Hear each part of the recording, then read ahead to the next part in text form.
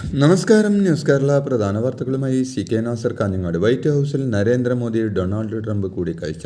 ഇരു രാജ്യങ്ങളുടെയും പുരോഗതിക്ക് വേണ്ടി ഒരുമിച്ച് മുന്നേറുമെന്നും ഇന്ത്യയും അമേരിക്കയും ഇരട്ടി വേഗത്തിൽ ഒരുമിച്ച് മുന്നോട്ട് നീങ്ങുമെന്നും മോദി പറഞ്ഞു.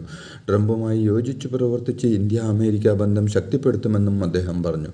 മോദിയുടെ പ്രവർത്തനങ്ങളെ ട്രംപ് അഭിനന്ദിച്ചു. മോദി അടുത്ത സുഹൃത്താണെന്നും കഴിഞ്ഞ 4 വർഷവും സൗഹൃദം നിലനിർത്തിയെന്നും ട്രംപ് പറഞ്ഞു. മികച്ച വ്യാപാര ബന്ധവും കരാറുകളും ഇരു രാജ്യങ്ങൾക്കുമിടയിൽ പ്രതീക്ഷിക്കുന്നതായും ട്രംപ് പറഞ്ഞു. വിദേശകാര്യമന്ത്രി S. ജയശങ്കറും ദേശീയ സുരക്ഷാ ഉപദേഷ്ടാവ് അജിത് ഡോവലും പ്രധാനമന്ത്രിക്കൊപ്പമുണ്ട്. നേരത്തെ ശതകോടീശ്വരനും സ്പേസ് എക്സ് മേധാവിയുമായ ഇലോൺ മസ്കുമായി പ്രധാനമന്ത്രി കൂടിക്കാഴ്ച നടത്തിയിരുന്നു. മണിപ്പൂരിൽ രാഷ്ട്രപതി ഭരണം വിജ്ഞാപനം രാഷ്ട്രപതി ദ്രൗപദി മുർമു പുറത്തിറക്കി. പുതിയ മുഖ്യമന്ത്രിയെ തെരഞ്ഞെടുക്കുന്നതിൽ BJP MLA-മാർക്കിടയിൽ സമവായം ഉണ്ടാകാത്തതിനെ തുടർന്നാണ് രാഷ്ട്രപതി ഭരണം പ്രഖ്യാപിച്ചുകൊണ്ട് നിർണായക വിജ്ഞാപനം ഇറക്കിയത്. പാർലമെന്റ് സമ്മേളനത്തിന് ശേഷം രാഷ്ട്രപതി ഭരണം പ്രഖ്യാപിച്ചേക്കുമെന്ന് നേരത്തെ തന്നെ റിപ്പോർട്ടുകളുണ്ടായിരുന്നു. കൊയിലാണ്ടി കുറുവങ്ങാട് മണക്കുളങ്ങര ഉത്സവത്തിനിടെ ആനയിടിഞ്ഞ് 3 പേർ മരിച്ചു. നിരവധി പേർക്ക് പരിക്കേറ്റു. കുറുവങ്ങാട് സ്വദേശി ലീല, അമ്മുക്കുട്ടി, കൊയിലാണ്ടി സ്വദേശി രാജൻ എന്നിവരാണ് മരിച്ചത്. എഴുന്നള്ളത്തിന് കൊണ്ടുവന്ന ആനകൾ തമ്മിലുള്ള ഏറ്റുമുട്ടലിനിടെ ക്ഷേത്രത്തിന്റെ ഓഫീസ് തകർന്നു വീണും ആനയുടെ ചവിട്ടേറ്റുമാണ് 3 പേർ മരിച്ചത്.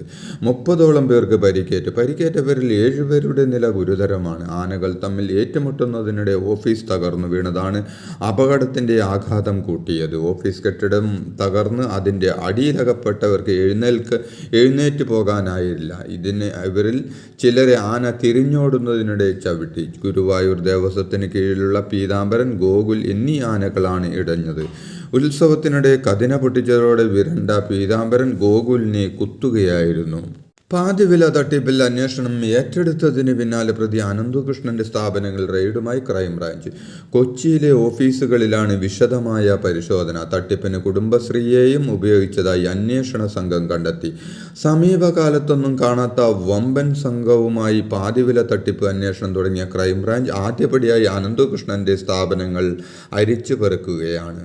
അടിയന്തര പ്രമേയ അവതരണത്തിനിടെ സ്പീക്കർ തന്റെ പ്രസംഗം തുടർച്ചയായി തടസ്സപ്പെടുത്തുന്നുവെന്ന ആരോപണവുമായി പ്രതിപക്ഷ നേതാവ് VD സതീശൻ. എന്നാൽ പ്രതിപക്ഷ നേതാവിന്റെ പ്രസംഗം ആദ്യം 9 മിനിറ്റ് തടസ്സപ്പെടുത്തിയതേയില്ലെന്ന് പറഞ്ഞ സ്പീക്കർ AN ഷംസീർ ആരോപണം നിഷേധിച്ചു. തുടർന്ന് പ്രതിപക്ഷം നടുക്കളത്തിലിറങ്ങി പ്രതിഷേധിച്ചതോടെ സഭ കലുഷിതമായി. പിന്നീട് നടപടികൾ വേഗത്തിലാക്കി സഭ പിരിഞ്ഞു. ഇനി മാർച്ച് 3-നാണ് വീണ്ടും നിയമസഭ സമ്മേളിക്കുക.